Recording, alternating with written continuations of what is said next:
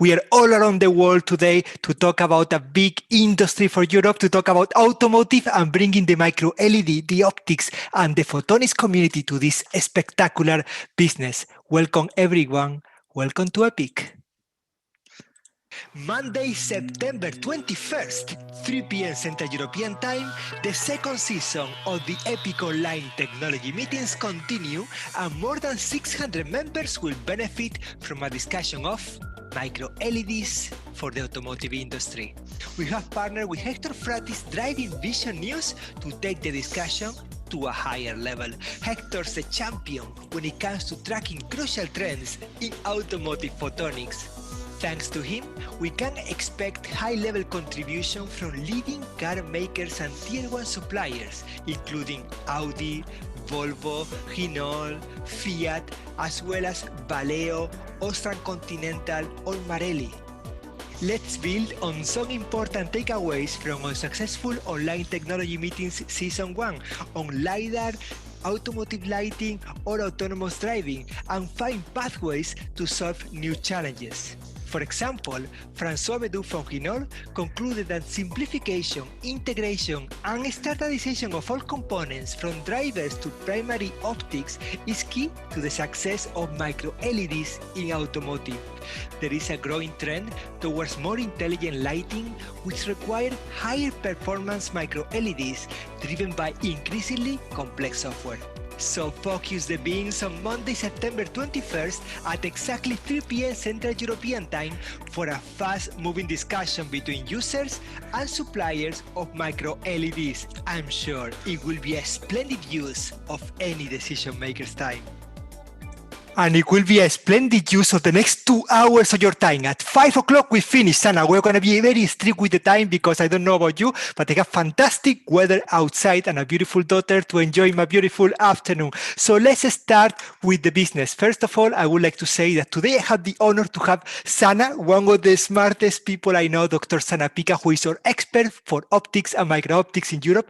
I just would like to remind everyone, if you ever have a challenge, a doubt on micro-optics manufacturing, Dr. Sana-Pyka, sana.pyka@epictasasos.com is the person to go to. I also would like to remind you that this is, of course, the second season, as I said before in my video, of the online technology meetings. And in the first season, we managed to reach 600 members of EPIC. I would like to thank the support, the great support that we're getting from the industry. If your company is not yet a member of our association, something is wrong, and we're happy to help you solve it. So just contact us. I will make sure that you join the EPIC Association of Photonics. But also I would like to remind you that we have still something like 10 online technology meetings planned from now until Christmas. So if you have businesses in any of the upcoming topics, do not hesitate. Register online or contact me or any of the people in the team. We are happy to make sure that position your company in the right supply chain. All we want to do is that any company in photonics in the world, if they're looking for a potential partner, supplier, or customer, they contact EPIC and we find you the best potential customer. We also organize events. We also provide people with network. We also connect people with investment. And we have now, listen to this, the biggest website in the world to find a job in photonics. The biggest website in the world to find a job in photonics is jobsinphotonics.com. And also, many of you know this, we spend a lot of time, effort, and money finding the best market data available and giving it to you for free. So all of you who are EPIC members, you have a long list of market reports from Joel, from Mathias, from Statistics Unlimited, from Photon Counting, from Light Counting, all the market reports that we think they are useful for you. We buy them for you. So please, become a member of EPIC and have access to all this for free. But today we are talking about micro LEDs for automotive. And it's a fantastic day because, as I said before, we have engaged with the community of micro LEDs and micro optics, and we have access to the end users. So today we are bringing together two communities to do business. I would like to first of all thank the sponsors today, Comptek Solutions. Whenever you are looking for a passivation process with 99% less errors, go to Comptek Solutions. They are the best one to make sure that your 3,5 compounds are passivated.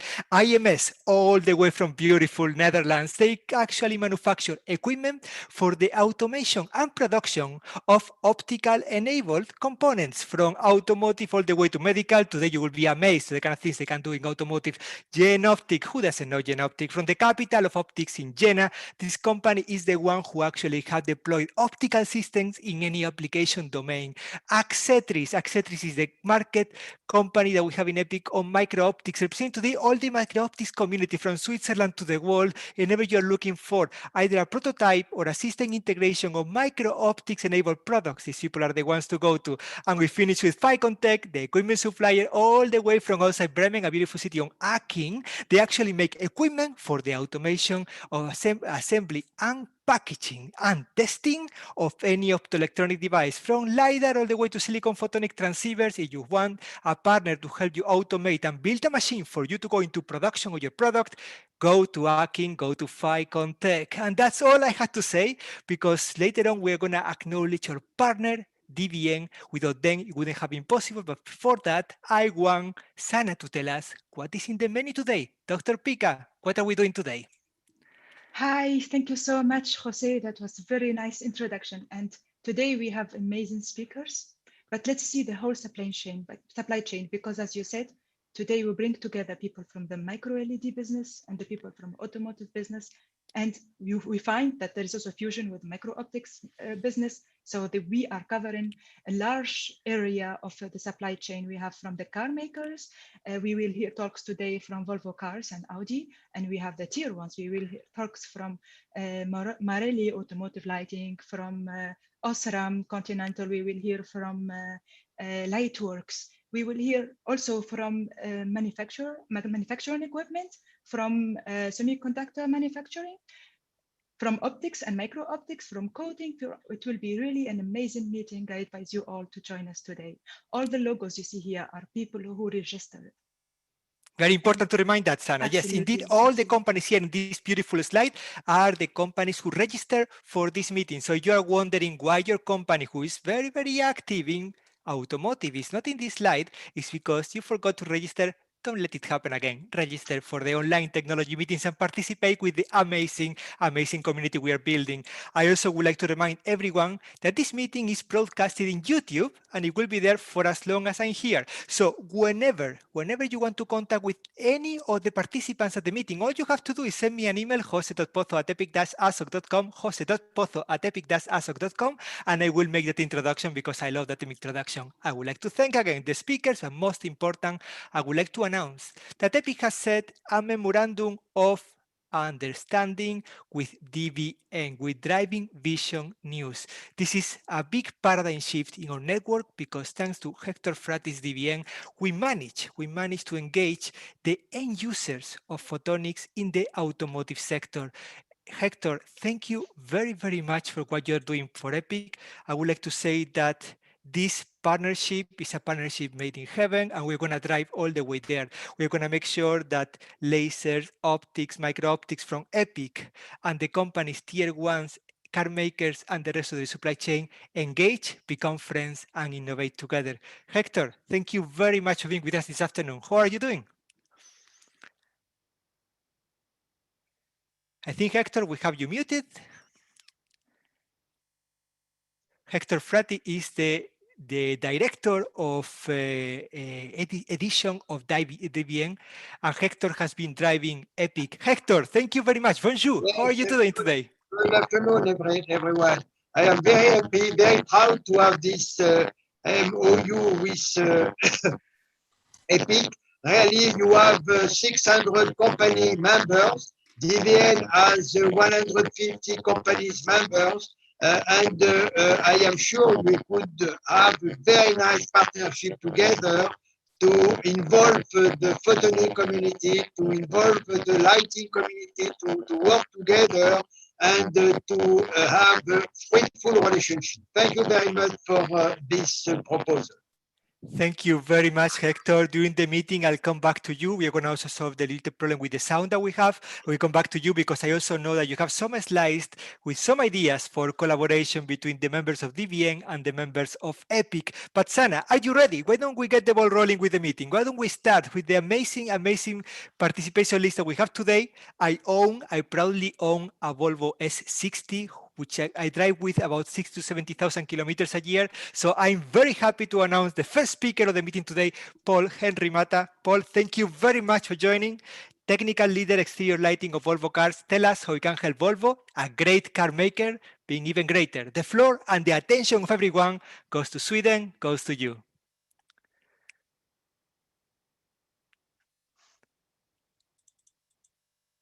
I think, Henry, we still have you muted. Paul-Henri is still muted. Soon we'll hear yes, him. Hello, Yes. hello. I think it's okay now.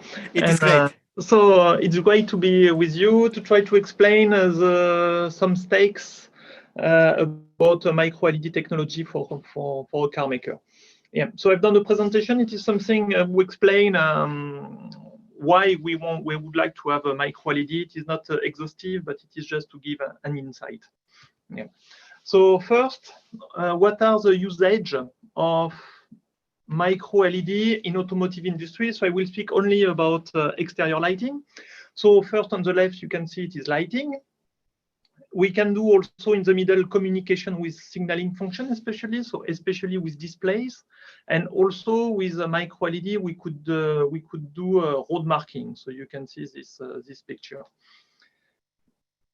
I will focus about lighting and intelligent lighting, especially with this technology.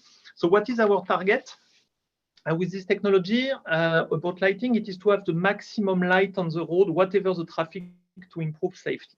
So what you see, if you see the picture on the left, for example, you see that we detect a car with a camera, and then we want to have light everywhere except on the oncoming car to avoid to glare.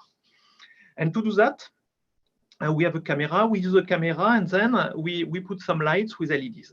If you have a lot of LEDs, you will be able to do a very small black zone to avoid the glare. But if you have a big resolution, so not a lot of LEDs, you will have a big hole, black hole. You can see, for example, the picture on the right side. So it is a picture from a DVN meeting in Munich in January. It was a picture from Valeo, and you see, so if you have a good resolution, so a good resolution can be done with HD technology. For example, you will see the pedestrian. It is a picture on the top. And if you have a bad resolution, so with not a lot of LEDs, you will not see, because you will have a bigger black hole, so you will see less things. That's why technology and HD technology is important, because the resolution is very important for safety. So what are the stakes for us? So the usage of micro LED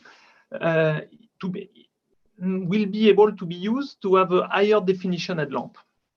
So to do that, we have some stakes. So first, it is a beam pattern. So we need to have a lot of lumen on the road, and we need to have a large horizontal and vertical field of illumination. For example, I propose to have 90-degree field of view illumination for horizontal, which is what we need to do a low beam. And also vertical, we need to have 20 degrees to be able to do the low beam and the high beam.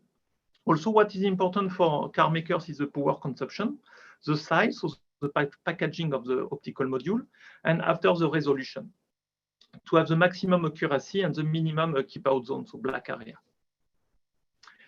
If you see what we have today to do HD technology, so I think Elo will speak about it from automotive lighting, because it is on the market with automotive lighting, and you see that we can do this HD resolution with a DLP solution. So DLP solution is a good solution, but we have some problems with this technology. The first one is the size. You can see the module is very, very, very big. So 150 millimeters per 150 per 150. Also, the power consumption is 60 watts, for example. 60 watts, if you remind a bulb was 55 watts. So it is more than a bulb with LEDs. Also, the field of view is quite small, quite narrow. So for the horizontal, it is plus or 7 degrees, plus or minus 7 degrees, and vertical field of view is plus or minus 4 degrees. So if you see this module, what will we have? So we will need first additional low beam and high beam module to do the complete field of illumination of the low beam and high beam. And then the power consumption for the global low beam and high beam on the car will be around 200 watts. So 200 watts per car, it is around 4 grams CO2. if we have an electrical car, it will be a lot of impact on the autonomy of the battery. So this is something that is quite important in Europe for the moment. And also what is not very good is the price. So what could be the solution with micro-LED? So micro-LED, our ideas first is that we will be able to reduce the packaging, to increase the power consumption, so to reduce the power consumption and to increase the efficiency of the system and to increase the field of view. But today also I put a presentation from DVN in January, and you can see a first proposal from Valeo. And in this proposal, you see that the size is smaller, but not really smaller, so it is quite big. Also, the power consumption, 55 watts, it is better than 60 watts, but it is still a high power consumption. And also the field of view is quite the same than the DLP, so you will not be able to do the complete low beam or complete high beam with this technology. So at the end, you can see that we will still have the 200 watts per car, the 4 grams CO2 per car. And so according to me and according to other car makers, the step is not enough, and we have to continue the improvement of this technology. So then what I propose to have a specification for you, so the photonics industry, to say what we should do. So if we want to have it on all the cars and more cars than today, we should have something smaller. Especially, I put the depth, which is very important. I put 80 millimeters instead of 150 today. I reduce the power by 2, 30 watts, for example, and I increase the field of view. So the field of illumination, I consider that we should be able to do the complete low beam or the complete high beam only with this HD technology module. And then we don't need to have an additional module. But for that, we need to have, for example, a field of view, an horizontal field of view at plus or minus 45 degrees. And then also I put some requirement about the flux we would like to have. So we would like to have 1000 lumen, for example, for the low beam, and one additional 1000 lumen also for high beam. And then for the number of pixels, I don't know.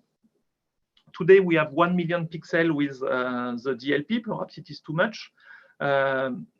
With the current solution, we can see with HD technology, we can have 5,000 pixels, 20,000 pixels. We will see what we will have in the future.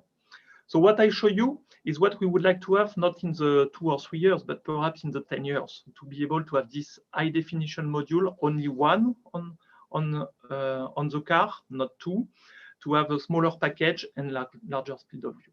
So it will be what I would like to discuss with you after this meeting. Thank you. Thank you so much, Paul-Henri. I think we will indeed have a lot to discuss. Jose, what do you think? I think I see a new big member in the horizon. It is incredible that when we try to engage users, and when end users like Volvo really tell us how to cooperate, how to interact with EPIC members, and say that they are welcome to help them. This is what makes me the happiest. So I couldn't start better the meeting, Paul. Let's try to answer the EPIC question. Why don't we get a couple of challenges? Just point a couple of challenges, the main two for Santa Claus Christmas list is 25th of December, to help you today. Highlight 2 opportunities for cooperation. So if I think I have to speak, so yes, I think you have some tier 1 supplier like Magneti Marelli today in the meeting. I think I'm not a specialist because I am the end user. So, but what is very important is to be able to increase the optical efficiency. We have seen that when we have some very small LEDs, to be able to have HD definition, the lumen per watt of each LED is not very good. We cannot have 100 lumen per watt per LEDs. We have 15 lumen per watt, 20 lumens per watt. So we have to increase this efficiency of LEDs, I think. How? I don't know, but it is your goal and your target to be able to succeed. When it comes to increasing LED efficiency, on one part, one side you have the active material, on the other hand, you have the optics, and of course, you have the electronics behind. So it's a 3-players game. Anyone in the room would like to propose part of the solution for that particular challenge? Any questions? Suggestions or room for cooperation?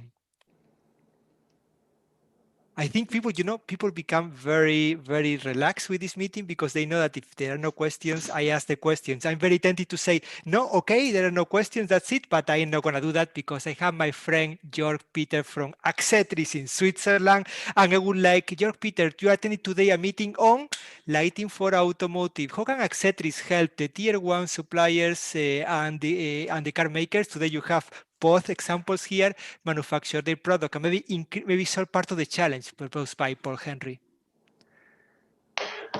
Hey, hi Jose, and hi all together. So yeah, well, I guess many of you will know aextris for the MicroOptics in the Italian datacom market and applications. So we are not as active yet in automotive, but of course we are following with interest, and potentially we can always help with micro-optics to do beam shaping, for example, to achieve the field of illumination, as one example. I must say today, we are actually, Paul-Henri, you should know this, we are living the revolution of micro-optics manufacturing in Europe. We have now the best micro-optics manufacturer in the world. They are placed in Europe. Many of them are in Switzerland and also in the rest of the world, all the way Germany, Sweden, everywhere. So whenever any company, not only Audi, not only Volvo, any company is looking for any micro-optic based solution, contact Dr. Sanapika. We know where to point you because we really are seeing the biggest thing that happened in photonics in the last 20 years. Any other question, suggestion, perhaps room for cooperation with Volvo? We have a question from ficonTEC, my very good friend Gregory. I think I muted him by mistake when he was unmuting himself, so I apologize for that, Greg. Could you unmute yourself now? Yes. Hi, thank you, Jose. I have a quick question for Paul-Henri, and then what is the sweet spot in terms of numbers of micro LEDs you'd like to use in the system? Yes, I said that I didn't mention the target because it depends on the field of illumination. If you have degree per 10 degree, 20,000 pixel is okay. But if you are able to have a field of illumination but 100 degree by 20 degree, so you will need 2,000 pixel, for example. So that's why the resolution is important. But so it could be 0.1 degree, for example, but after the number of pixels depending on the field of illumination. Thank you. Further questions today from Sweden. We have Rockton Mold Technologies, Derema AB. What's on your mind? Oh, hello everybody. I have had some experiences with optical plastics over the years, primarily for touch screens and infrared lights. I think they are used in touch panels in many cars, book readers and other things. We're also opening up and enhancing prerequisite for good performance of optics in headlamps and rear tail lights of cars, together with laser texturing of optical elements. I'd be very happy to discuss that with anybody anytime after here. What we do is actually we provide the proper temperature for the injection molds at each time of the process. Mm-hmm. So we inject without resistance to fill and pack the part, and then we can rapidly cool it to keep at good cycle times or even enhance them. You have some numbers on the result of enhancement of the performance of polymer optics because of that? Yes, exactly. We organized a meeting on polymer optics just before summer. I have to tell you that I am amazed by the growth on polymer optics. We're going to have another meeting later on. And I really want to know more about this because it's the biggest challenge, controlling the temperature in the manufacturing process. And Derema seems to be in the right business. Thank you very much for joining today. And also, thank you very much. Paul-Henri, we also want to tell you that there's a company in the Netherlands who want to help you manufacturing, automation of manufacturing, all the way to Almelo. I want to go to say goedemiddag to my friend Hans. How are you doing? I think I have you muted, so either you unmute yourself or I do it. We have you still muted. We really want to hear you. Yes. Yes, I'm here. I'm here. Yeah, nice to be online now. Yes, we are from the Netherlands, a great company, and we design and produce assembly machines for producing the light modules for our tier 1 customers, and that's what we do for micro LED as well as for the DLP. So both, yeah, so to speak, competing technologies, but both are very thrilling and exciting. And in that case, I have a question for Paul-Henri, because up to now, with the classical light modules in cars, you have a lot of different types to be delivered worldwide for driving left, driving right-handed, for different legislations, etc. But what will be the impact on your logistical, on the logistics for the tier 1s and for the car makers when it comes to a programmable micro LED or DLP light module? Could you tell something about it, Paul-Henri? Yes, I can. But first, we can already do this unique hardware with a pixel module. It is what we have for Polestar 2, for example. So we have exactly the same module, and we just switch on and switch off some pixel if we go in Europe or in US or in UK or in France. So this is already on the market. But we have some constraints with regulation. So we will still have some differences in hardware, so on housing and so on. But the module itself is exactly the same. So it is what we have for Pixel, it is what we will have for DLP. Yeah. Okay. But this is good because we save millions of euros of D&D due to that, because we have a unique module to develop. So this is very good. Okay. And we go from Almelo in the Netherlands all the way to the capital of polymer optics in Europe. We go to Aachen, and we go to my very good friend Volker. Volker, thank you very much for being here and representing aextris. What's on your mind? Well, I have a question to Paul-Henri. Great presentation, and you mentioned the price of the whole component. We, on aextris, we are working on new epitaxial systems to bring down the price for the epitaxy of conventional LEDs, but of course, especially of micro LEDs. So instead of if we compare our process to the MOCVD process, ours runs at 300 degrees Celsius. So we are able to grow on other substrates like glass, for example. On the other end, if you grow further on sapphire, we are able to bring down the prices significantly. So my interest is especially concentrates on the pricing. Can you share some details how the pricing structure of this whole module is? How much costs go to the micro LEDs? How much costs go to the mechanical components, to the optics? Do you have an overview or can give us an estimate? No, it's difficult because we have some confidential information. But what we can say, in the past, when we are bulb, plastic, it was more than 80% of the price. So mechanics, it was more than 80% of the price. But now, electronics, it is more than 80% of the price. So plastic is only 20%, something like this. And if you speak about the DLP module, for example, it is more than 50% of the price of the headlamp. So it is very, very expensive. So that's why with the micro LED, we would like to reduce a lot the price of this technology. Okay. Yeah. Okay. But after that, price of LEDs is not so expensive today. Electronics is more expensive than LEDs. Yeah. Yeah. Okay. We have a question in the YouTube chat, a question from the company IHS Automotive. They are wondering about how many pixels can be achieved using micro LEDs in car headlamps. And I actually have to tell you, I did some research about this in the past, and there's very, very different opinions, but the goal seems to be about 30,000. Is that right? Yes, exactly. We speak about between 10,000 and 30,000. Yes, so it could be in the middle, 20,000, for example. But it depends on the field of illumination. It's always the same answer. 20,000 pixel is good if the field of illumination is plus or minus 15 degrees in horizontal field of view. So it depends. Thank you very much for this presentation, Paul-Henri. I'm going to remind everybody that if you have a solution for the challenges of Volvo, here is the summary slide about how they want to cooperate, how they want to cooperate with you. How amazing is that? How incredible these epic meetings are being for the community. Why don't we continue the meeting? Let's continue and let's go to our second speaker today, which is, by the way, an epic member.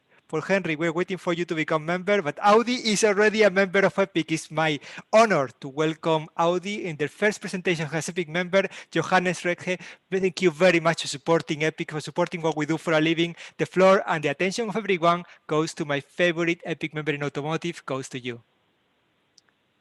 Thanks a lot. Thanks for having me here today. In contrast to Paul-Henri, I don't talk about headlamps, I talk about micro LEDs for communication lighting, and therefore it's mostly signal lamps all around the vehicle. So this is originally a talk from Stefan Gärditz, and I substitute him today. This is now the presentation. I will start with some simple use cases we can imagine. These are use cases for the integration of micro LEDs in automotive glazing for communication light. And first category is front lighting. You can imagine that whenever you're as a pedestrian approaching a pedestrian crosswalk or a zebra crossing, you're feeling quite safe when interacting with a driver. But whenever the driver is not interacting with you, you don't feel that safe. And therefore, in automotive or automated vehicles, we have the problem there is no active driver anymore, and therefore we need some systems of the vehicle to communicate to the pedestrians and cyclists. And therefore, we could use the micro LED applications in the front to communicate to pedestrians and cyclists. Quite similar, we can communicate to other road users such as cars to communicate warnings, information about the planned action and so on. And of course, we can use it to indicate the automated driving mode itself. So this is a quite broadly discussed topic in the field of automotive lighting, how to show it, whether to show if the vehicle is in an automated driving mode or not. And this is a good application for front, but also for side and for rear. In side applications, we have the big advantage, or it's a security advantage, that we have higher visibilities from the side. So if you imagine quite crowded traffic in big cities, it's a vehicle next to vehicle, and you can't quite see the signal lamps in the front and rear, but you also already can see the small lights in the side. As they are a little bit elevated, and they have much higher visibility. Of course, we can integrate some new symbols or signals into side markers. These are not mandatory in Europe right now, but they are in the US, for example. Then we can use these side applications for the same communication content as I already explained for the front applications. And of course, we can also use it for some charging status. So let's say you have an electric vehicle and you want to know how well is it charged, or how much time is left for a fully charged vehicle. You can see this already on this charging display. For rear applications, the biggest category is predictive warnings of other road users, and these are so-called social functions. They provide some information our car has, or probably your car has, but different cars don't have. So mostly older cars don't have optical car-to-X communication or other car-to-X communication, and we can use all these optical micro LED applications to show some hazard warnings, or to provide some information about traffic jams ahead or standstill traffic. And this is all about providing some information to avoid dangerous situations. And this is why they are called social functions. And finally, for rear applications, of course, they are used for styling features. but this is true also for front and side applications. So on the roadmap that we can imagine for micro LEDs in signal lamps is that we see a quite clear trend to red display-like applications of micro LEDs, probably in the first step with a lower resolution, the second step with a higher resolution. And a big competitor is an OLED approach right now, but the micro LEDs have also clear advantages in several fields, and therefore it's a good way to go with them. Also, we see some white display-like applications in the vehicle. They are mostly tangled to the automated driving, and this is why they come a little bit later in time. And still later, or even further ahead in time, there are some RGB applications. For integration of micro LEDs in car windows, we can first of all think of fixed content like this warning symbol as shown in this rear application, but also we can imagine the car window as a display kind of. This could be handy for interior applications, but also for exterior communication, where you can use it for more complicated or more complex signal functions. And finally, and this is the most futuristic application, it's the whole car body as a display. And you can see here a trailer application where you can see through kind of, but also you can imagine that it's all over the vehicle, kind of a display, and it's all integrated into the car body. And one short example I want to show you is this example-wise sample we showed it at the CES last year. This is a super futuristic vehicle in 2030, or probably a little bit ahead in time.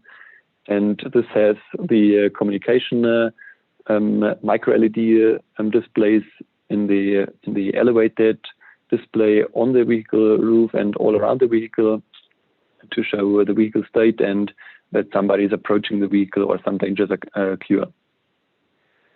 So having this final example, thank you very much, and I'm happy to answer your questions. Thank you so much, Johannes, for this excellent talk. But you know by now the deal with Epic, right? You tell us what you can do, and we want to know what kind of collaborations are you open for, and what can our amazing members and guests today do for you? Yeah. Give us some challenges. So what we can do is provide some use cases. We're always looking for good use cases that bring a big safety feature to other road users and to the driver himself or herself. But what we need is some developers or some companies who develop these micro LED like displays that are really bright to use them in daylight applications. This is this is super crucial for our applications. And also we need some high resolution for certain displays, but also we can use fixed displays, mostly in red. But the most crucial step is having bright displays. Bright displays, that's an excellent topic because we have many here that can be very interesting.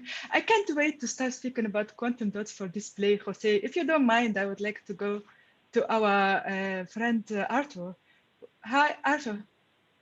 Do you hear me? You can. Yeah, hello everybody. Yeah, indeed, the quantum dots are one of the solutions for having bright displays. This is an alternative solution for guiding the eyes.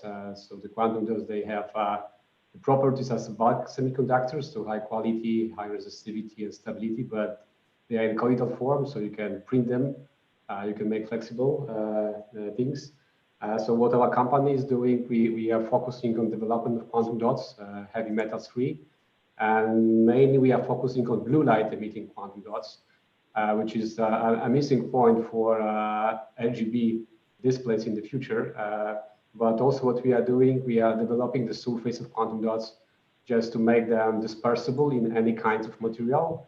And also we are working on inks with quantum dots. So with this technology, you can print some optical elements like pixels or light converters with quantum dots. So you have a very cheap and effective method of deposition of semiconductor. So this is what we are doing and developing this kind of materials and looking for partners to develop the materials for specific purpose. So we are quite open for any kind of collaboration. So. Thank you so much. And you produce this, right? Q&A technology. Yeah. Excellent. Thank you so much. So regarding the challenges that Johannes just gave us, is there somebody who would like to ask or propose a solution so far? You can unmute and speak, or just raise your hand, then I can see you. Yeah, please, from Seoul Semiconductor. Yeah, hi, my name is Oliver Rush from Seoul Semi, and yeah, we have been already in contact with some people about micro LED, but you know that so far we are only delivering for consumer goods, so for displays in huge shopping malls and going into the 4K displays, so for home appliance, I would say more. When you say bright LEDs, brightness is important. Can you share a kind of specification, what kind of brightness you need to have this in the exterior? So with bright, I mean bright to be visible in the daytime, and this could be a lot more than 5,000 candela per square meter, and I think I'm thinking of 20,000 or above. Okay, thanks for this info. Yeah. Thank you so much. We have also from YouTube. We have a YouTube question. That's great. Let me see. So. I will read it. I love reading the YouTube questions. So from the YouTube universe, Isam from Plastic Omnium, he's wondering, what could be the challenges for the micro LEDs for external communication? Regulations? Any requirement in terms of visibility or brightness? Yeah, I guess the regulations part is the same problem for micro LEDs as it is for other applications. Nowadays, we're not allowed to vary the lamp's optical visibility quite a lot. But in the future, we hope that we can show different symbols for warnings or so, or for other social functions, kind of. And yeah, I guess it's the same challenge for micro LEDs as it is for all other technologies. And I have a question myself to Oliver from Seoul Semiconductor. Good afternoon, Oliver. So you have been deploying LEDs and micro LEDs in any potential market. We are looking at the automotive market. The question is clear. Is there any benefit in cost for the lighting based on micro LEDs? Well, I think micro LEDs, the name micro LEDs is used in two different things. And we saw this from Volvo and from Audi. One is, I would call it micro LEDs is used in all different kind of things, and micro LEDs can be used as used now in the RGB micro LEDs. And there I think micro is the wrong word, because if you're a physicist, you know that micro is starting at 1,000th of a millimeter, but now we are talking about kind of 100, 200 microns pixels. I would call it more mini LED, something like this. But this is RGB. And the other micro LED that Paul-Henri was talking about is, I would call it a pixel headlamp source, right? With 10,000 of pixels for the headlamp application, and only white. Yeah, and I think several people are mixing these things together. Everybody's talking about micro LED because it's a sexy name for a new technology, but in fact we need to differentiate. Now, coming back to your cost question, I would say when you talk about RGB, then today we're talking about a backlight which is shining into a color filter, which is going through displays and has to be somehow homogeneous. And this is, of course, a waste of, I would say, lumens. And if you go for a direct illumination, so if you have the pixel directly RGB, then it's mostly, I would say, a power consumption game that you have there. To be honest, I cannot make any judgment on cost because this is something that is today in the consumer market, and now we need to talk about automotive requirements, right? So automotive. We are working on it ourselves, so I just wanted a bit of helping hand. We are working very, very heavily on this, and Sana and me, we want to have some numbers soon on that. It's not very clear to us. But we are going to go to a very interesting company in Epic, Jade Bird Display. What's on your mind, Leon? Leon, you just wrote a very interesting question in the chat about head-up displays. Sorry, I was on mute. Hi, everyone. Yeah, I just had a question for both Paul and Johannes. Is basically, what are your thoughts on using micro LEDs for head-up displays? So from my side, I would say it definitely makes sense to integrate it there. But actually, I'm not in the head-up display department, so I can't say quite a lot about that. So it's all about exterior lighting in our department. Got it. I mean, basically, I work for a manufacturer, and we do make micro LEDs. So, you know, our pixels emitter sizes are sub-microns in some cases, generally less than 2 microns. They already integrate MicroOptics on it, but these are for near-to-eye display applications. So exterior lighting, I mean, like our colleague from Seoul said, you know, you're looking at really larger pixels like mini LEDs, and then you have to have like some sort of color conversion to get the white light out. So yeah, probably micro LEDs is not the, technically speaking, not the right display technology or illumination technology for those applications. But from what I can see, yes, the sort of the size signal applications with some projection systems that could be very interesting. Obviously, the head-up display is where we are seeing interest from automotive manufacturers.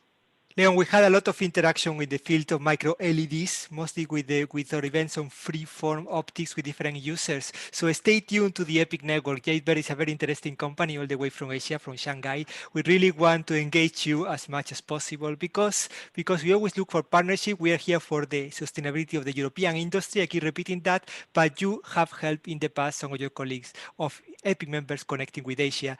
And we're going to continue with the program. Sana, what an amazing day today, right? We start with Volvo, Audi. Why don't we go Continental? Christoph Gärditz is here. He's the head of interior lighting at OSRAM-Continental. Thank you so much for being with us this beautiful afternoon. The floor and the attention of everyone goes to Gärditz, goes to you. Hi guys, this is Christoph. Yeah, thanks very much having the chance to talk here. We just heard a lot about from the colleagues from Volvo for the exterior lighting, for headlights, and also signaling. So let's get to the interior lighting in similar direction. I want to talk about potential applications for let's say mini LEDs or even micro LEDs.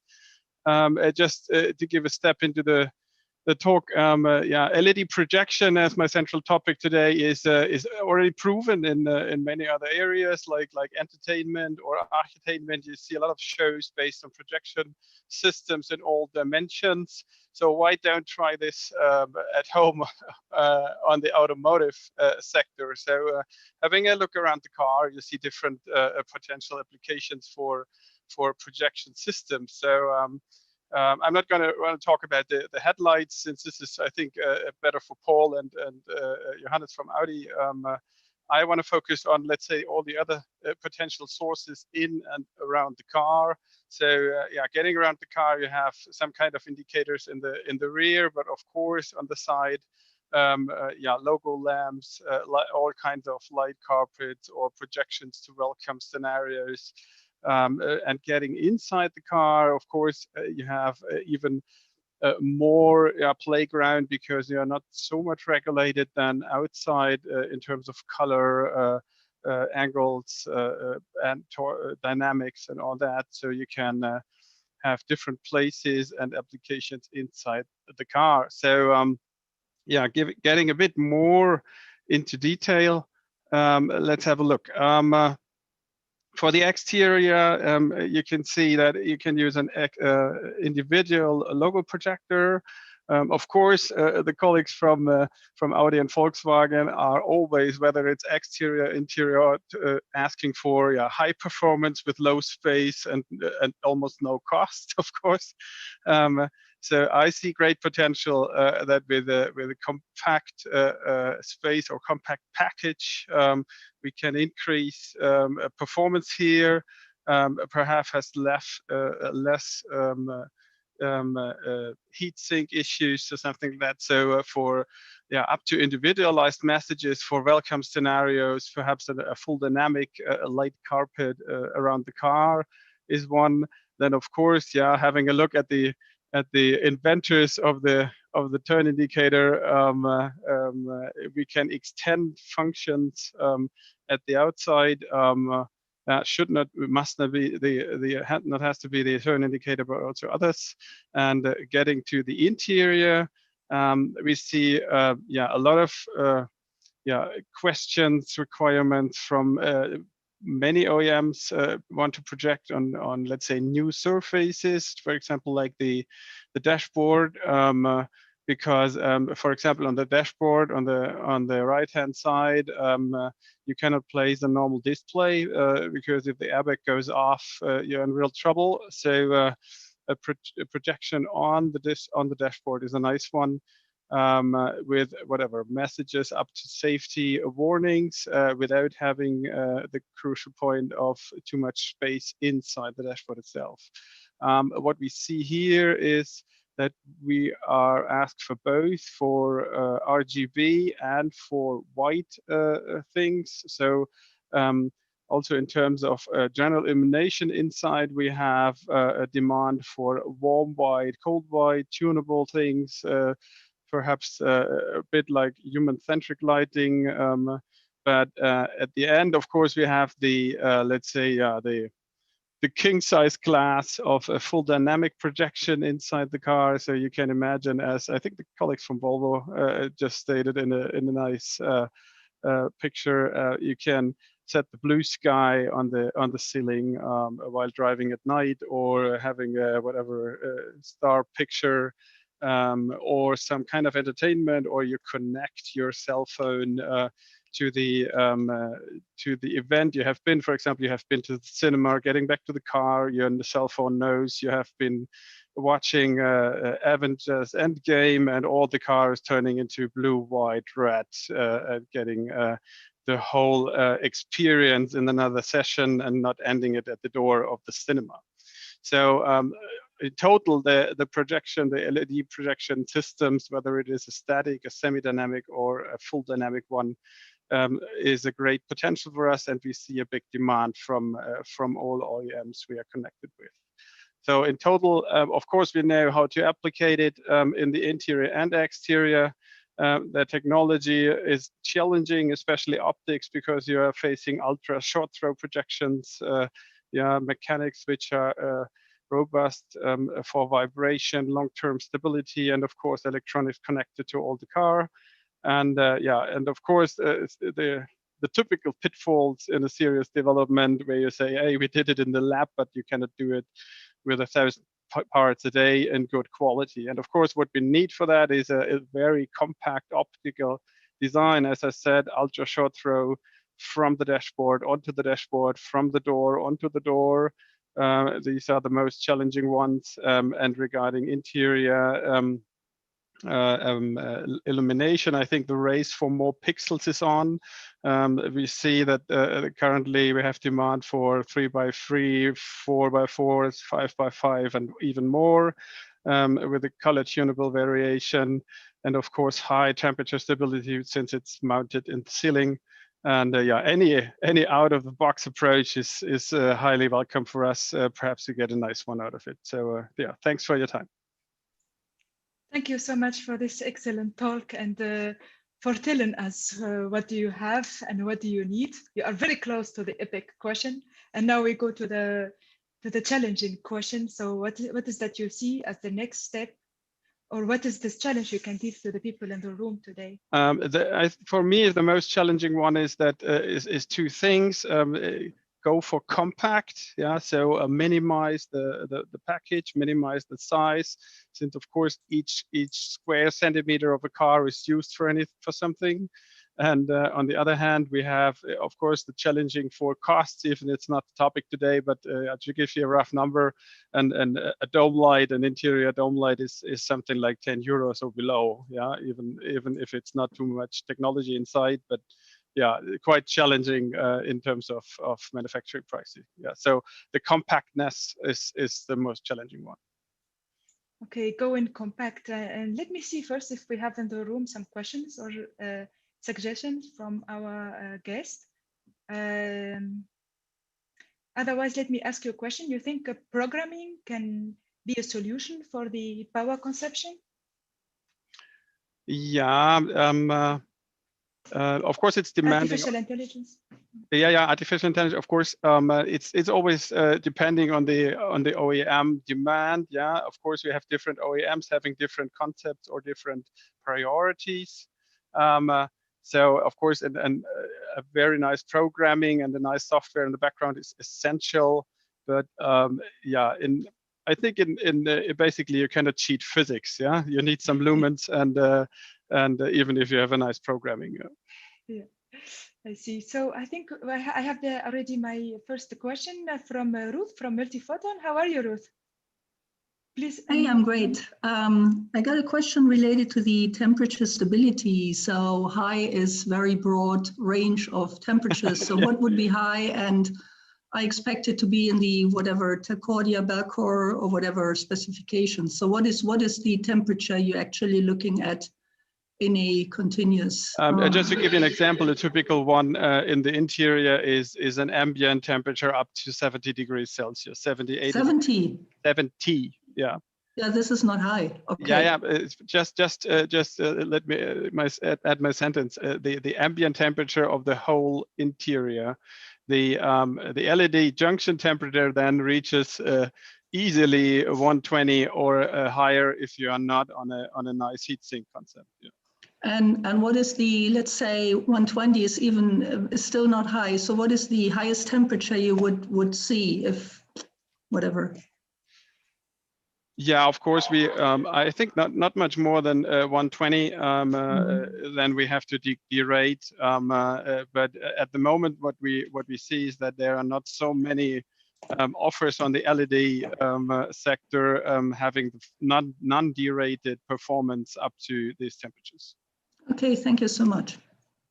Thank you so much. We have another YouTube question from FinFast, the company called FinFast from Zaid Munder. He is asking, compared to OLED, which one better in terms of power consumption and brightness? I think to compare it is not quite fair. OLED is a display technology where you show something at a display, and if you project something, it's quite, of course, a lot of depending on the surface you project to. Yeah, if you're using the standard black in the car, it's about 5% light you get back from it, and if you use a white or a gray tone, then they have a 30%. So the range you need to illuminate a interior is quite broad, but typically, yeah, I think the question is also, is it a day or a night feature? I think it will stick to a from dusk till dawn feature because you cannot beat the sun. Yeah. Excellent. Thank you so much. I think you will be all very interested to hear from our next company, from our next. But before that, I have something I want to tell everyone. It's very quickly. Sorry, Sana. I really want to remind that many of you register for one-to-one meetings, a new feature that we bring to the EPIC meetings. We keep innovating. All of you who want to have one-to-one meetings, you have in the private chat, you will receive a message from Suzette Germer. This is a public relations manager at EPIC. Hi, Suzette. She's always on the back of the room and she's always helping everybody connect.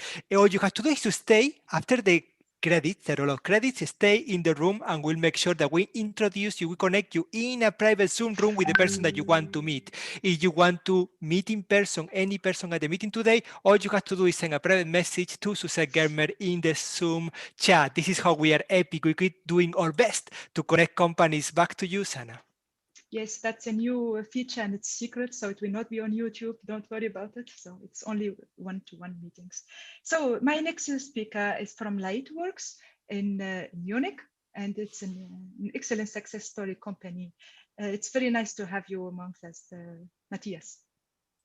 The floor is Thank you very much. So let's prepare everything here. So I hope it works now. It works. Perfect. So ladies and gentlemen, and dear EPIC team, also from my side, a very warm welcome to this webinar.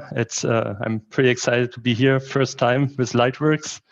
And before we start here into the world of micro LEDs, I would like to use the chance to give you a short and brief introduction into LightWorks and what we are doing in automotive and automotive lighting industry. LightWorks with its 10 years on market is located in Holzkirchen here near Munich. We have a second office in Ostrava in Czech Republic, and here with our 25 members on board, we are supporting the OEM and the tier customers in interior and exterior lighting. That means we are often starting from the first sketches in the design and styling departments on the OEM side, working and supporting our customers in concept development and pre-development phase. And we are ending up with industrialization and serial product development, which ends with SOP of the lighting product on the end. So what does it mean in terms of advanced lighting development, and of course in terms of micro LEDs? So here a short look to our development process. Often we are starting here with a choice of the right light source, and of course today the answer is micro LED for this question. And after this choice, we are taking care about the right lighting strategy for our customers, and also to meet here customer requirements for performance and appearance.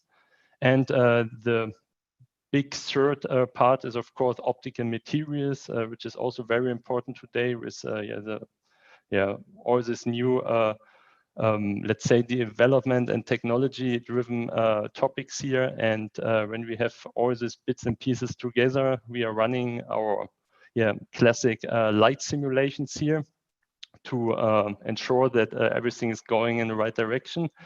And even more, LightWorks is very proud to go also your next step because we are also able to transfer our light simulation results into photorealistic and physical based renderings.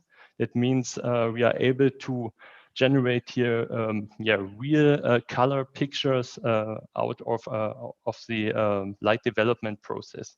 And that gives us here a lot of cool new possibilities to judge light system development over the complete levels of personnel which are involved into the development process.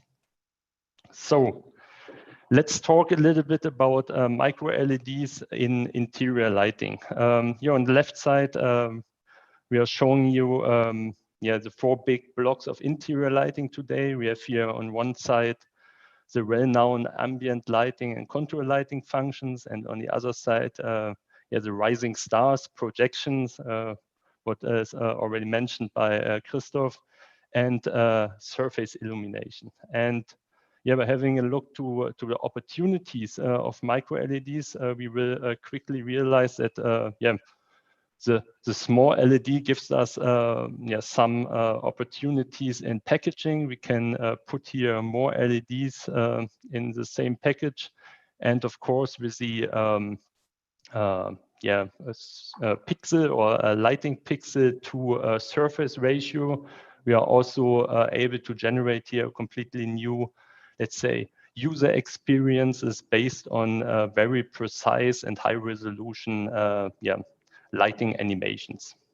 And of course, when we are combining this with with a smart light management, we should be also able to combine here ambient lighting with functional lighting, and of course also HMI capabilities. So last slide, I will show you here also some interesting use cases based on micro-LED applications. Therefore, we integrated here the current BMW X5 interior into our virtual reality development platform. And here you can see on the left side a backlight and also front light illumination of a door trim. On the right side in this orange picture, we prepared here for you illuminated deco trim. And last but not least, on the greenish picture, you can see also an interesting approach driven by micro-LEDs for back illuminated textiles. Sorry. So I hope I was fast enough. Yes, thank you for your attention, and feel free to contact us if you have further questions to this topic. Thank you very much, Mathias. You were not only on time, you were perfect. And you showed this beautiful, beautiful picture of the beautiful interior lighting that the combination of micro LEDs and micro optics. I'm going to put it again because I just love it so much. People who know me know what a huge fan of micro optics I am. And when I see things like this is what I want. And I know that companies in EPIC like SUS Micro Optics, like Anterion, are really making this true, making this possible. And this is a European technology making beauty out of photonics. I'm gonna ask you the EPIC question. This is your first ever EPIC meeting. Welcome, LightWorks. I wanna have you here soon. Right. I'm gonna ask you the EPIC question. What can you do for the others in the room, and what can they do for you? Well, let's say it in this way. We as LightWorks are in the middle. Yeah, we are the applicators. So of course we are looking for the end customers, our lovely OEMs here in the room, and of course. We are looking also for the technology leaders in each field. All these cool companies here, which are makes this customer requirements happen with us together. And this will be our need. We are depending on cool new technologies, and together I think we can. Meet here a lot of OEM requirements together. Mathias, we have a question from the Netherlands, and Kleine Frage from Hans. What's on your mind? Yeah, it's not only a question for Mathias, but also for Paul-Henri and for Johannes Reschke. Is this all these new developments with DLP and micro LED? It means you can make a lot of customization to your cars, around your car, inside your car. But I'm wondering, can this make or create a new business model for the car makers, which might be very important for the future? So we're talking about money then, eh? Yeah. Should I answer or yes, Paul? And yeah, of course, I'm hoping that this is a new business field. I think we saw this cool picture from Audi with this CES model, and we were there and had a talk. And of course, I think personalization will be one of the big new business fields for the OEMs and also for the tier chain on the end, because when driving a car will be not so important in the future. You have to have other playgrounds in and around the car where you should have your personalization gone. Yeah. So I perfectly agree with you for that. Thank you. I don't know if Johannes or Paul-Henri want to comment on this. I know Sana has something to say now because she's very excited. When Sana shakes like this, she has something in mind. Sana. I'm moving my chair. Yeah. I have a question because you showed more than 230 projects that you're working on. If you can tell us one of your most exciting or the one that's really keeping you. I think, that's a good question, because 230 projects over the last 3 years was really a lot. I think we are really happy to be part of the new Daimler S-Class. Of course, here we did a lot of work in interior lighting together with our big tier partner here in Germany. And yeah, for exterior lighting, of course, we did also a lot of interesting projects with BMW together, for example, for the upcoming 7 Series, for the, as mentioned here, the X7. Yeah, these are pretty interesting projects, and we are really proud to work with all the big OEMs here together. So one more, Mathias. I really, it's very interesting for me that you find partners at this meeting, basically because you told Sana that if this is a good meeting, you will become a member of EPIC. So I need to make sure that it is. So one thing that for me is clear is that when I see this slide, you are looking for partners. Obviously, this is the clear thing. You see the clear thing where MicroOptics can help you. So I've been going to Switzerland like twice per month in the last months because it is amazing what is happening there. Basically, around CSEM, we have built the biggest pilot production platform in the world for customized micro-optics. It is true. This is what we have built. Rolando is the CEO of Fabulous. Rolando, how are you doing today? Hi, Jose. Thank you. Thank you very much.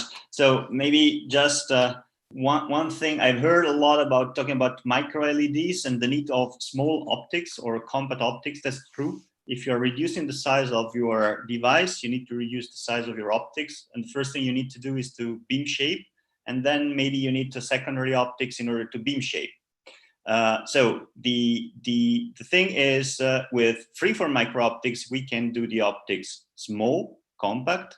And adding the freeform, we can also add functionalities on this, so beam shaping on top of beam focusing, for example, or beam collimation. And this can be done with replication technology, UV replication technology. So these components can be done on for example, the device, which means reducing costs, and decreasing the size, and reducing the price. I think in the next talk, Wilfried from Swiss MicroOptics, which is one of the partners of Fabulous, will show, for example, what micro optics can do for automotive lighting in combination with LEDs or micro LEDs. In the future, we hope to bring this second level freeform in order to do even more. And what Fabulous offers, Fabulous is a European pilot line, which is distributed, which means that we gather different, also 19 different partners along the value chain. We cover the entire value chain of freeform micro optics, which is much more complicated than for micro optics, and we offer this to the European companies, but also worldwide.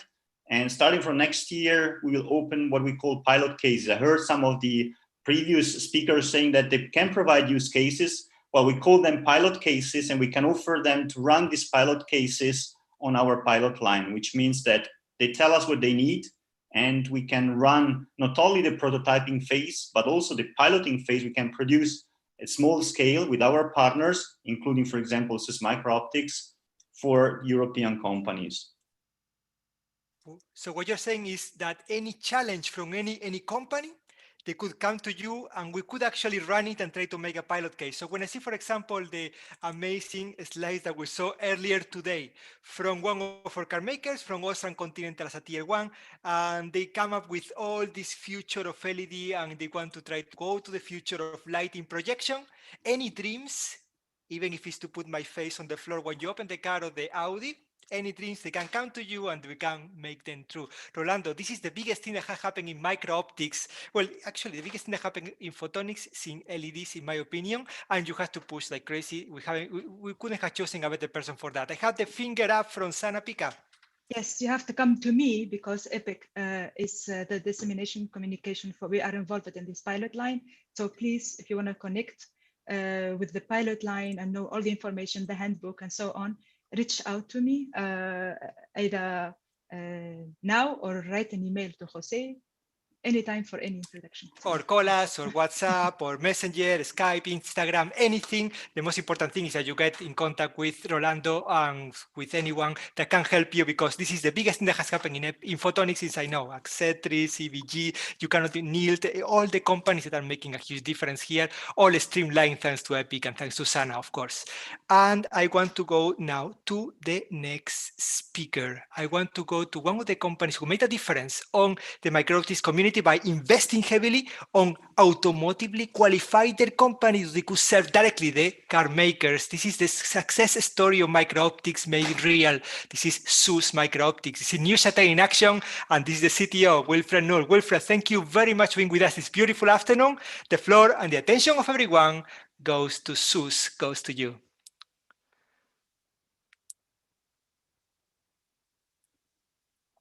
I think we have to go to the first slide, and we have to unmute your microphone, because Wilfried has an amazing, beautiful voice, and we want to hear you.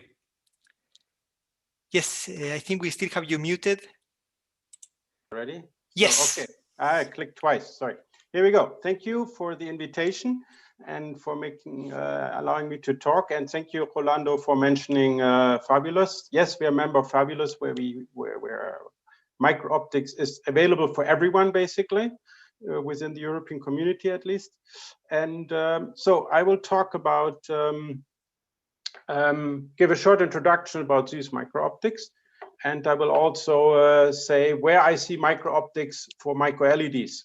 So I will not talk about all of our applications. You see here to the top left, you see an element that creates a light that might welcome you in your new car, in your brand new car. Not that brand new anymore, but it's around for a few years now. And we are located in Switzerland. We have a big clean room here. We're working on a new clean room that is coming soon. Wait a second. Where is this laser pointer? So this is our standard clean room where we do most of our micro-optics now. And then now we're working on a new clean room that will even extend our volume capability, even double or triple it. And we are fully AITF qualified, so we are working for the automotive industry already. Yes, so what do? We can help you with your optical simulations. We do imaging and physical optics, ray tracing. We work with standard programs in our own code.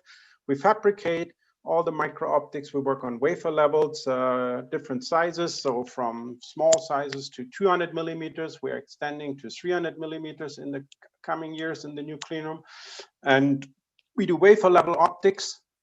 It means it can have several levels, your optics. And we work with glass and polymers that are all qualified for automotive lighting, very important. And we also invested recently into a standardized and qualified measurement equipment, especially for headlamps and all types of other exterior lighting applications. Okay, so I want to talk about a couple concepts and possibilities you can do. So first, of course, so when you look at the classical projectors, it's inexpensive, it's compatible with injection molding, it's well established, and there are tons of applications. So this is a really tough competition, I'd say, but it has its limitations. So it has a relatively short depth of field, especially when you do grazing incidents. So if at a very flat incident, it doesn't really work. It doesn't do any mixing of multiple channels. There's basically no homogenization of different light sources, and it's still rather big in size because you have a large extended source and you have an extended optics that has a minimum volume, so it doesn't really work. So now I could promote our optics, but I let somebody else speak. So there was a nice presentation on another event, online event earlier this year, where Christoph Eckstein from Lucid Motors introduced MicroOptics, and he said, okay, you have one light source and then you add another light source, and basically the volume doesn't really increase, but the power increases drastically. So you have a micro-optic projector. It doesn't grow in the Z when you add light, when you add power. So this is exactly what micro-LEDs do, and this is where exactly micro-optics can help. And then the other thing, of course, it can be adaptive. So you can do a lot of things with micro-optics, which you cannot easily do with classical optics. So you can do some type of adaptations by changing the input light sources and keeping the overall volume very small. So that means basically what we could do for this community, for the micro LED community, I'm a little bit thinking out of the box. I don't know if it's really possible, but I hope this is an option for you. So basically you have your classical MLA-based projector that you see now in different welcome lights and stuff like this. So it means you can basically have the collimator reduced in size now. So you have a standard white LED, which is relatively large, a square millimeter. So 1 square millimeter, half a square millimeter, it's relatively large in size, and it's usually just one color.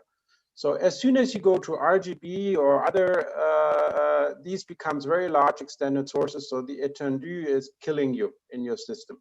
That means, but if you go to micro LEDs, and that's why we're all here, you can basically reduce this volume drastically.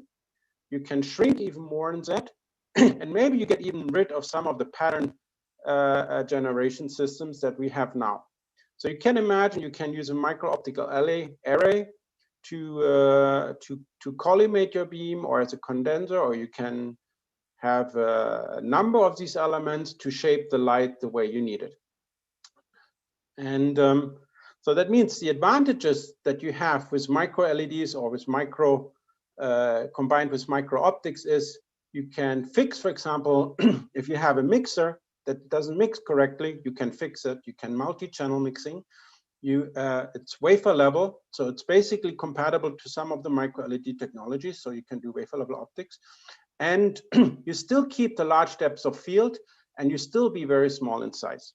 That means you have all these little sources here that superimpose in the far field and basically create one image, but fully mixed, fully homogenized, and with a large depth of field over a long area. And this is all I wanted to say. Yeah, this is a slide on wafer level optics.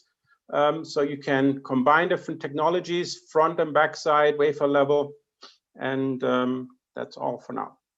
Thank you. Thank you so much for this nice talk. And you know how is it at EPIC? You've been to many meetings, as you proved just now. Yes. So the question, the EPIC question, what can you do for them? What can they do for you? Give us some challenges.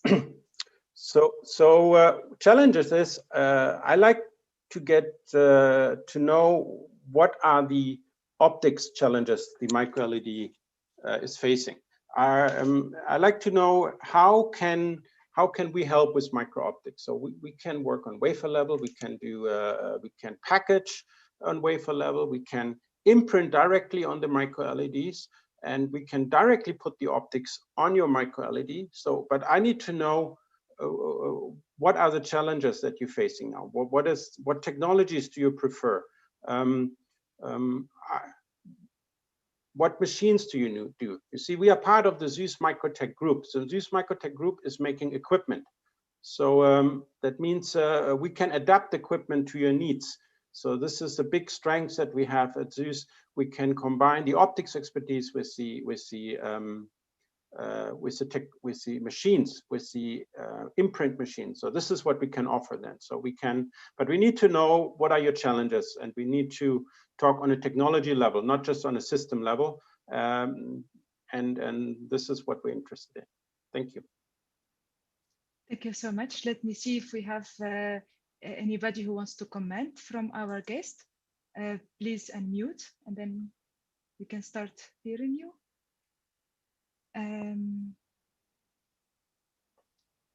Hello, this is Vincent Lemiod. We are a micro LED display company working on building micro LED displays for a number of different applications. I guess the question that you ask in terms of optics challenge, I guess maybe there's an opposite question to that, which is for the micro optics, what size scales are we talking about? Because I think depending on the application, the size scale for micro LED can be anywhere from 1 micron for a pixel all the way up to let's call it 50 micron per pixel. And it seems like there may be some different integration challenges depending on the size scale that we're talking about. Excellent point you mentioned. So we do nano imprint and micro imprint. That means we start at the nano level. So feature sizes a few hundred nanometers, thickness 1 to 2 microns, up to 300-400 microns now. So this is our machines, and our technology can handle this whole range, and it can be freeform. So that means we can. The problem is actually not the imprint process, and because we have the polymers, we have technology, and we have the experts. So technology and machines alone don't do the job. Like, that's why we are part of this fabulous, because it's a fabulous members in there. So but the problem is to get the masters right. So always you have to get a right master.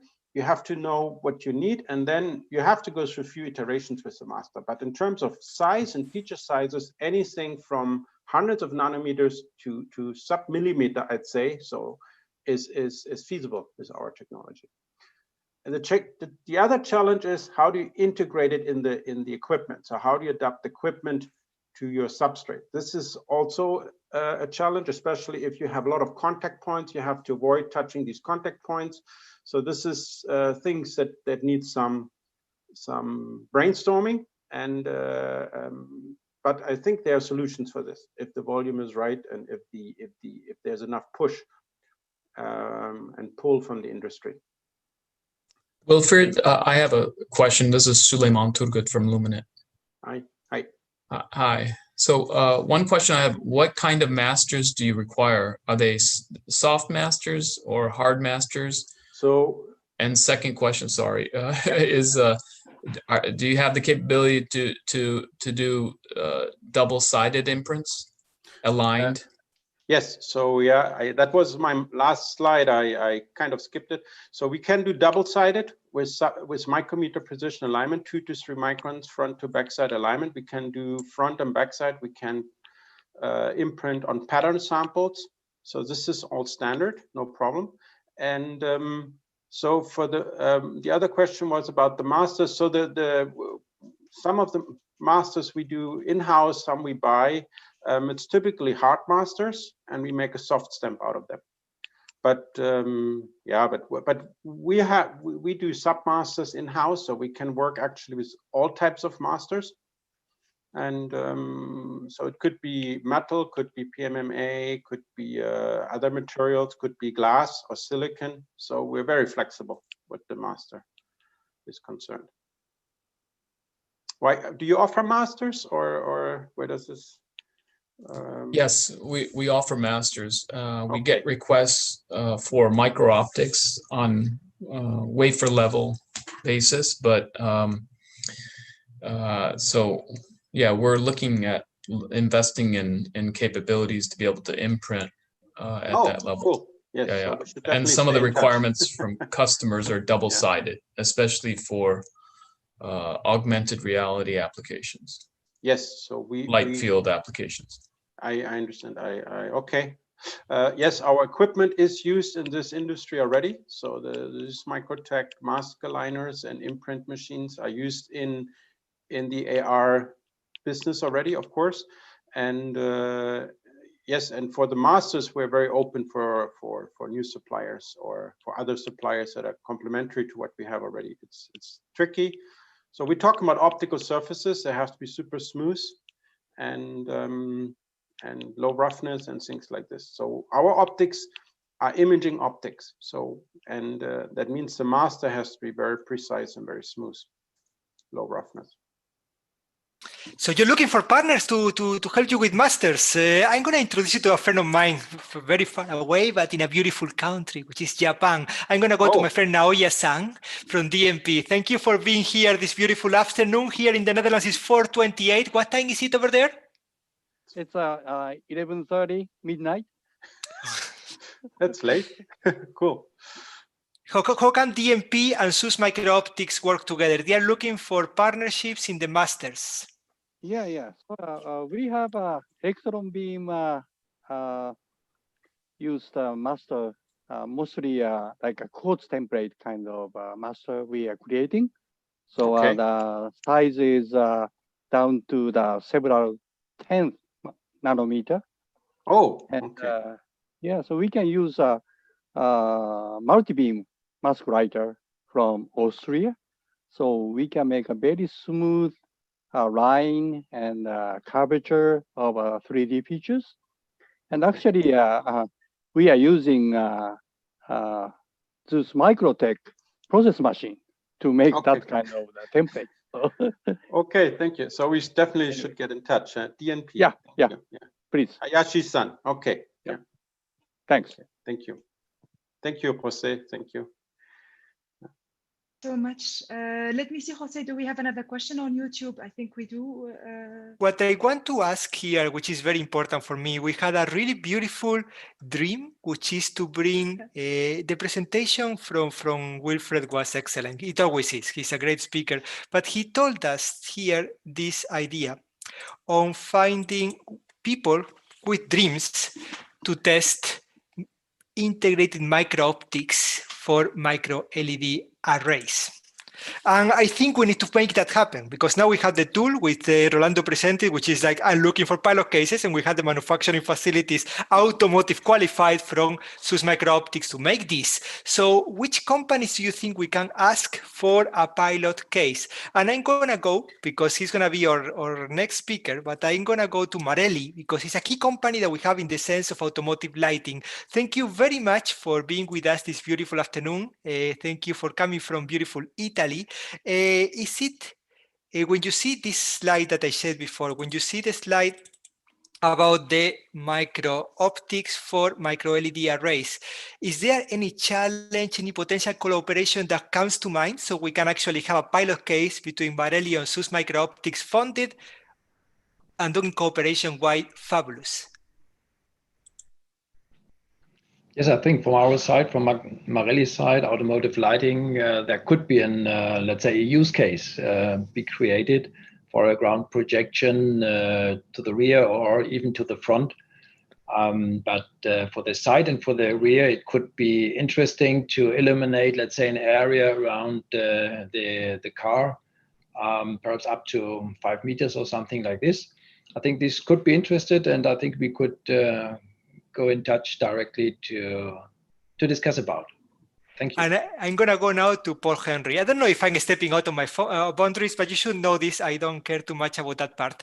Paul-Henri, earlier this afternoon, you showed this slide, and Sana and me love you for this, because it's exactly what we're looking for. But now we have this potential cooperation in which we have a company here, SUS Micro-Optics, automotive qualified, that can make package of micro-optics for micro-LED arrays. Is there any room for cooperation here so we can get more cooperation room with Fabulous? Yes, perhaps yes, it is perhaps more for road marking. I have done a presentation about lighting, but yes, it could be. Yeah, sure. So one thing that I always ask people, don't share with me your secrets unless you have an NDA, because I like talking, but share your secrets with each other, because at the end of the day, one is cooperation, and here we really have a very clear room for cooperation. Back to you, Sana. Thank you so much. I actually I'm looking forward to the talk from Marelli Automotive Lighting. What about we start? Unless you want to see the question from YouTube, which I think we should check it as well. So we have a question from Pierre-Henri Francois. In printing, is not very fast. That's what he's saying. Wilfried. Can you reach productivity for automotive volumes? Also, did you already qualify materials for automotive applications? He is from Faurecia. The question is from SUS Micro-Optics. Yes, thank you. Yes, of course. So our polymers are already qualified for automotive lighting. So we're already in the automotive market with our products since 3 years now. So our polymer and glass materials are already qualified up to 120 degrees Celsius humidity tests. We passed them all.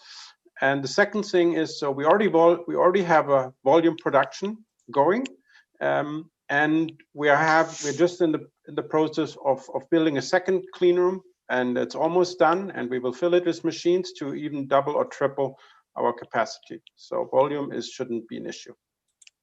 Fantastic. And now, yes, now back to you, Sana, because I know she's very excited about presenting Marelli. So I'm going to give her do your best, Sana, and your best is always fantastic. Thank you so much. Of course, if you have an automotive lighting meeting, we should have Marelli here. Otherwise, what are we doing, right? We'll cancel the meeting without Marelli. All right. So we have Ernst Olaf, who for the first time joining the EPIC online technology meeting. The space is all yours, and we are looking forward to hear your talk. Okay, thank you for giving me the opportunity to introduce automotive lighting with the subject of micro-LED technology. I hope everybody can see my screen. Yes, we do. In the presentation mode. Yeah, now it's working. Let me introduce myself. My name is Ernst Olaf Rosenhahn. I'm responsible here in automotive lighting in Reutlingen for headlamp innovation. And I want to give you some insights from the, let's say, tier one point of view to the micro-LED technology for high resolution for main lighting functions. So out of the headlamp to project the light distributions and also driving assistant projections onto the road. Paul-Henri from Volvo gave in his first talk, let's say, the outlook and the requests from the car manufacturers to create the light distributions with in the so-called ADB, adaptive driving function, to block out oncoming cars here in the high beam, to eliminate everything around, but not to glare the oncoming car. So this is the idea which is, let's say, realized in technical solutions on the road since a few years. And we see segment sizes of these segments, so-called segmented high beam of 1 to 1.5 degree. This is, let's say, in the cars, in the option of the cars, let's say, introduced. And the next step which we did is to bring into this, let's say, in the center of the light distribution, which you see here, a high resolution matrix, adding, let's say, 20,000 pixels or up to 1.3 million pixels. 1.3 million pixels, you see the module here on the top, which is now introduced in the Audi e-tron, which is in the field and also introduced and published 3 weeks ago for the Mercedes S-Class car. So this module is introduced in these headlamps as an additional module to produce a high resolution projector here in the center of the light distribution. So the field of illumination is limited. We have, let's say, a base light for the low beam. We have also a base light for the segmented high beam for the background. And we have, in addition to the high resolution, here an area in front of the car, in the foreground on the own lane, to give assistance road projection area where we can project the assistant projections as you see it here on this slide, in this construction zone here in this area. An edge here on the right and on the left is projected to the road to show to the driver the width of the car and the position of the car in his own lane, so that he's able to, let's say, adjust the car in the center of the own lane by these projections. So the 1.3 million projector, which is seen here, will be, let's say, or is with a resolution in the DMD technology, based on the DMD technology, and a resolution of 0.01 degree, which is a very high resolution comparable to the resolution of the human eye. And now we are thinking about not a competing technology, but let's say an additional technology. Because if this is, let's say, in the Mercedes S-Class, there will be cars in lower segments which also can have the advantage of high resolution technology, but perhaps created by micro-LED technology, which gives a resolution of 0.1 degree. So 1/10 lower resolution, but also able to project things like this. So you see, we can, with this technology, micro-LED, this is one big advantage. We can create light distributions like a high beam here in the top, or the low beam with a cutoff line, with a very high flexibility to adapt this cutoff line to low beam, to motorway light, to country light, to town light, and all these things, everything made by software. So this is the one big advantage. And the other one is to project onto the road in the area in front of the car, let's say, driver assistant functionalities. And these are not only the guidelines, which I showed in the slide before, but these are also, let's say, warning projections here as a pictogram, or a pictogram here for speed limit warnings. So information to the driver directly on the road, directly in his field of view, to inform the driver and to give him, let's say, the option to have this information directly and to get it directly in his field of view. So this is the functionality which we want to support to improve traffic safety, to increase the comfort for the driver. And on the other side, now we have to do it in physics. And Paul-Henri said, okay, he wants to have the full light distribution out of such a high resolution technology, which is not possible in the first generation, which we expect, let's say, coming to the road in 2023, so in 3 years from now, or a little bit less than 3 years from now. We have, let's say, light sources available from the suppliers OSRAM, Luminance, Nichia, or will have available with 20 to 25,000 pixels with a luminous flux of 250 lumen per square millimeters, and a pixel size of 40 by 40 micron pitch from pixel to pixel. So this is the light source which is, let's say, needed. And if we want to follow, let's say, the ideas of the OEMs of Paul-Henri from Volvo described in the first talk, we have to increase the number of pixels, and we have to decrease also the dimension of the pixels itself. But this is, let's say, the over next generation, which we see. Now we have the challenge to bring the first generation into the field. And we heard about, let's say, reduction of power consumption, so increasing of the efficiency. So the first challenge will be to create these light sources. And there we need, let's say, the help and the support from these LED suppliers, and also others perhaps, which will, let's say, follow this path, because we see a wide range and a high volume of these modules with the functionality as I showed before. We need this higher efficiency in the next step. And we have to work on, let's say, the thermal management behind, because with these 25,000 pixels, we have a very hot area in a very, very small dimension. And on the other side, and this is now also, let's say, the challenge which we have to follow, the projection optics and the lens system. So we have a light source and we have a lens system in front. And the lens system with the lens size of 40 to 50 millimeters in vertical and in horizontal, gives an idea about the dimension which we have for the projection lens system, because it's a system out of several lenses, which has to be, let's say, anti-reflection coated to avoid glare, because with all reflections on these lenses here, we will get, let's say, light back to the light source.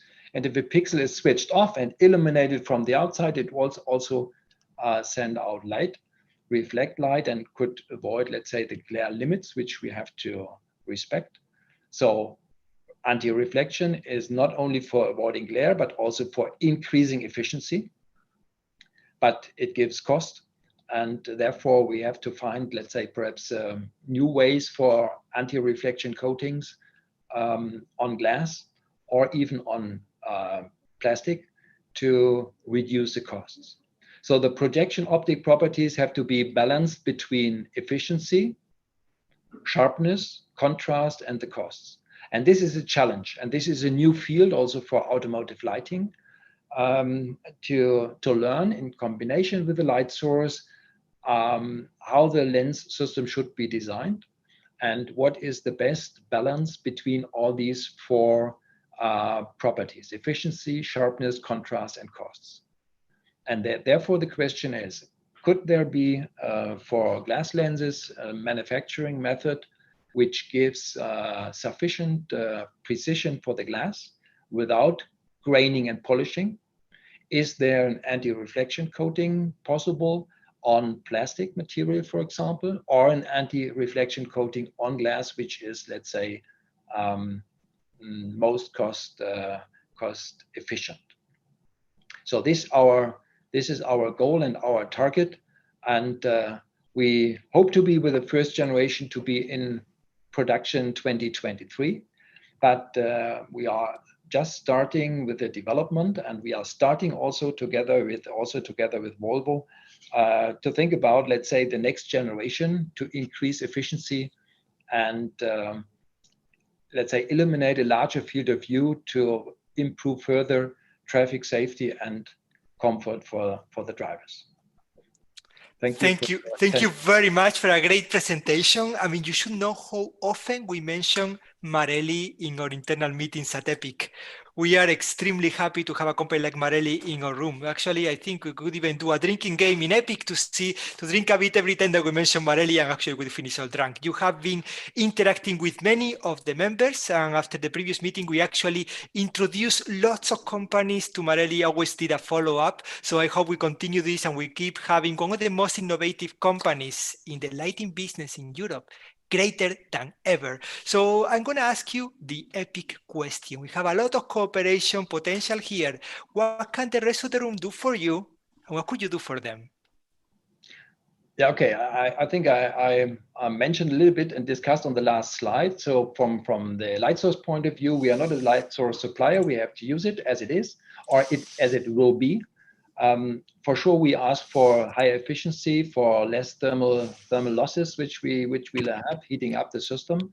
But from the projection point of view, and I think this is, let's say, the next step for the new light source to learn about, let's say, perhaps there is an opportunity to learn about, let's say, alternative glass production manufacturing methods, and to learn about, let's say, anti-reflection coatings, which could achieve the, let's say, best efficiency, also not only optical wise, but also cost wise on such projection systems.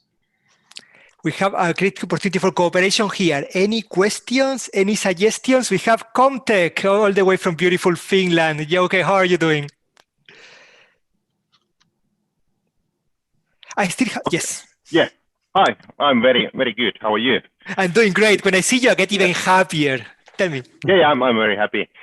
So yeah, thanks for the nice presentation. So I want to comment on the efficiency point, that it's not necessarily always the AR coatings, but when you decrease the size of the micro LED to smaller ones, so what happens is that there is the efficiency goes down, and one of the key reasons is the defects at the actual chip sidewalls. And here at Comptek, we have developed a very good passivation method for the compound semiconductor materials, and this is basically where we can offer the solution to increase the external quantum efficiency of the micro LEDs for this automotive industry. Mm-hmm. It is Comptek is one of these very, very innovative companies that we have in Europe. Actually, I would like to say congratulations. You just got a big recognition from the industry. I follow you on LinkedIn. So we want to keep excelling. So we are looking for Comptek's companies who are looking for pilot cases in which their passivation process could make a big difference. I'm going to go now to ficonTEC. I'm going to go to Gregory Flynn. Greg, how are you doing? I know you have something on your mind. Hi, thank you, Jose. You hear me? Yes. Yes. Okay, so I have two general points or queries that I would like to make. Not as a manufacturer, this is more personal interest. First of all, for the non-headlight micro LED applications, nobody's been talking about the available energy budget or CO2 budget that they have for these LED lighting systems that would be working not just during the night, but working during the daytime as well. So the CO2 requirement might be significant. And then a second question is, how is this going to look from a point of view of legislation when suddenly cars are covered with advertising, which is another money source, of course, but if all cars start showing up like Christmas trees on the road because of micro LED displays, then people are going to start not paying attention. Why don't we do a round? Very often at Epic we get these challenges and we go around to the car makers, the final users of the system. So I'm gonna go first to Johannes and then to Paul. Johannes, we are talking now about the power budget, we're talking about the CO2, and we are talking about the regulations. Any concern, any room for cooperation there, anything that comes to mind when you hear these three things? I mean, power budget is quite the concern here at Audi as well. I mean, we all about the power budget. I like that I like very much that you pointed that out. Is there, in general, any added value in using micro LEDs versus LEDs for power saving? Because I don't think so. Actually, I guess this depends on the application. Whenever we're speaking about additional displays for communication, this means additional, and this is additional power costs. So there we don't save actually anything. But if we're talking about some headlight styling purposes, then I guess we can eliminate some thick plastics, which probably are a power sink for us, where we need a lot of energy to make it homogeneous again. And using micro LEDs from a little bit distance, this could save energy as well. Yeah, thanks, Johannes. Actually, yes, that's a very good way. I like when people find positive notes. That's why Audi is member of Epic. So that's a very, very good positive note to say about this. I'm going to go now to Volvo. I'm going to go to Paul-Henri. We are talking about power. We are talking about CO2, and we are talking about regulations. Anything that comes to mind with these three ingredients? Yes, so I can add, we have done a previous meeting together in June, I think, but about power consumption, especially by day, I'd say that 1 gram CO2 is around 50 watt consumption. So yes, if we can reduce with micro LED the power of the daytime running lamp, for example, yes, it could be a very good solution. But today, what I mentioned about micro LED is that the lumen per watt is less good than with the standard LEDs. So we have to improve it. So the second thing is about regulation. So we have to respect the regulation in Europe, which is done in Geneva. And about this regulation, we can modify also the regulation. So we are working on it with a lot of associations, all the car makers and lighting suppliers. We are, for example, in GTB, and we are doing some proposals. And to be able to have this new sort of features, we have to be able to demonstrate that we will increase the safety, and that we will not increase the distraction of the driver and oncoming driver. So we are working on it. We are doing some investigation with universities also to be able to explain that to authorities and to have it on the road. Yeah, I think that's a good answer for that, Greg, but I'm going to give you even more, 3 for the price of 2. I'm going to go to Christoph from Continental. Christoph, how are you? We are having now doubts Sorry, on mute. Yeah. we are talking about power, CO2, and regulations. What do you say? Regulations is really difficult. I think Europeans are very conservative. I think the Asians are, let's say, more progressive. I expect more relaxation of regulation there. But also in terms of, let's say, mindset, I think the Europeans are more conservative and say, "Ooh, this is Christmas tree." And on the other hand, we have let's say, the Chinese guys who say, "Hey, cool, but is that anything you can do? Is that more?" Yeah. So I think we have quite a huge range in customer expectation there. And to finish the round, I'm going to go to the beginning. I'm going to go to Marelli. Tell us what's on your mind when you hear these 3 words. You hear about power consumption, CO2, and regulations. I think from point of view of power consumption with the LED was very helpful to decrease the power consumption. With the micro LED, we are not, as Paul already mentioned, on the same level from the light source, and also from the optic point of view, it's difficult to reach the same level than for let's say, standard LED and standard application. That's right, there we have to work, as I mentioned, coatings and so on. And in the regulation, from the regulation point of view, we are with the projections I showed to you on a very good way to have it in the ECE regulation. But it was a work which now lasts, let's say, more than 3 years. to get a level that we are, let's say, close to a modification of the legal requirements or legal ECE regulation. So it's a huge work to achieve this. We have to do a lot of things together with the universities, and it's an important point, the same importance than the technical solution we have to follow. Gregory, are you satisfied with the little round that I got with potential partners, customers, and customers of your customers in the automotive sector? Yeah, thank you. There was some reasonable replies, although I made the comment that it was really about the non-headlight applications, right? So when you have the interiors and the exteriors of the car lighting up with warning signals and stuff like that, just from personal interest. I see the hand up of Sana. What do you have in mind? I just a priority to one of our guests, IMS. You wanted to say something, right? Or it was just hi. All right.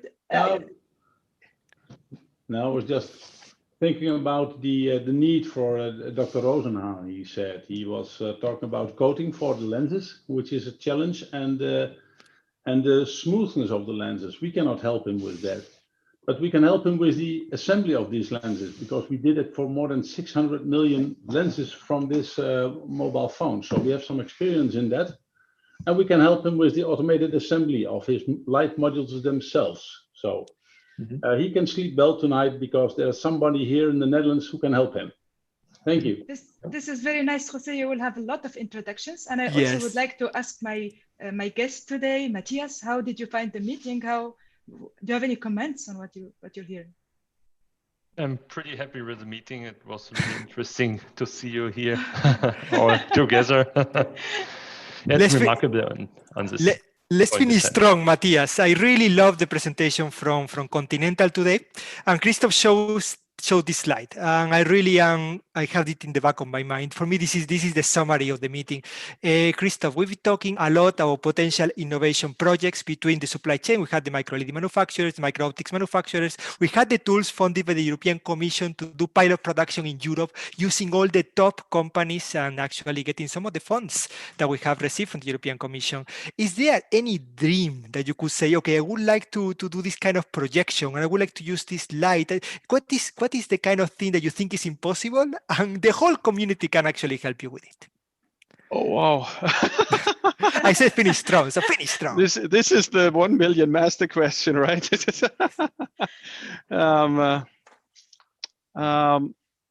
I think this community, the EPIC community, is able to solve issues and problems and challenges where you struggle a lot and sometimes cannot find the right partner. So this is the clear advantage I see from this community, because if you're doing this in your, let's say, limited ecosystem at home or in your company or around your company, you have no chance to solve it.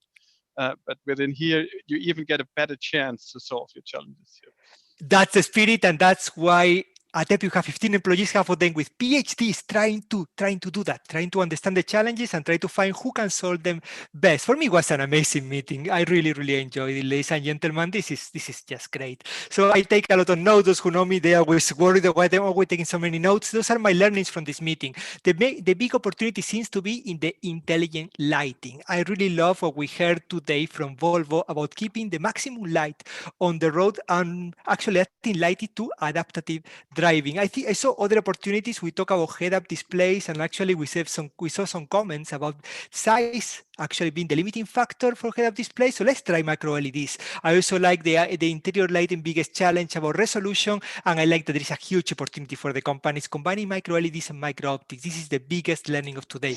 Working together, micro LEDs, micro optics communities solving the challenges of the automotive sector. The next big thing was very well presented by Audi. It's about using this micro LED light for communication.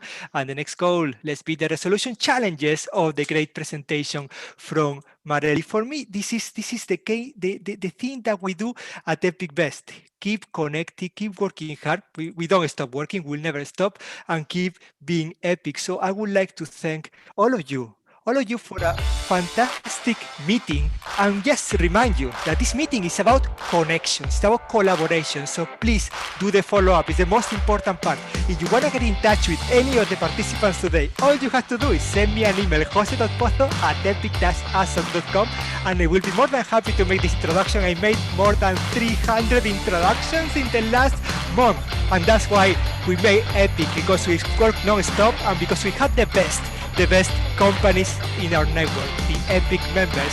Until the next time, continue being Epic, and anything we can do, as soon as it's legal, we'll do it, and if it's not legal, we will not tell anyone. Just a joke. Take care. Bye-bye.